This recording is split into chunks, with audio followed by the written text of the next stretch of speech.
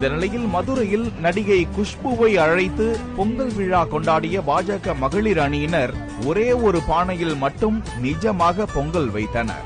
மற்றபடி அந்த இடத்தை சுற்றி மண்பானையில் பஞ்சு வைத்து பால் பொங்குவது போல டம்மியாக செட்டப் செய்து வைத்திருந்தனர்.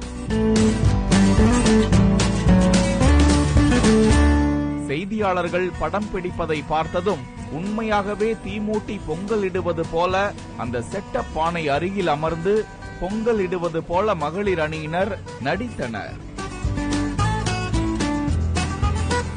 அதற்கு முன்பாக பாரம்பரிய முறைப்படி பொங்கல் இடுவதை போல காட்டிக் கொள்வதற்காக பாக்கெட்டில் இருந்த மஞ்சள் பொடியை அம்மியில் கொட்டி அரைக்க வைத்த அட்ராசிட்டியும் அரங்கேறியது.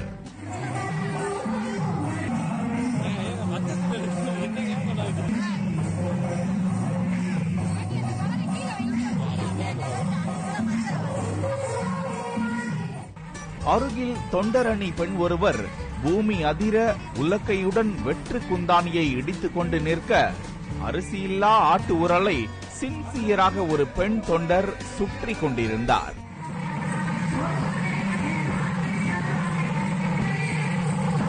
மற்றவர்கள் கூட புகைப்படம் எடுத்து முடித்தவுடன் தங்கள் ஆக்டிங்கை நிறுத்திக் கொள்ள, மஞ்சள் பொடியை அம்மியில் கொட்டி அரைத்த அந்த பெண் தொண்டரோ இடைநில்லா பேருந்து போல வேற லெவல் பெர்ஃபார்மன்ஸ்.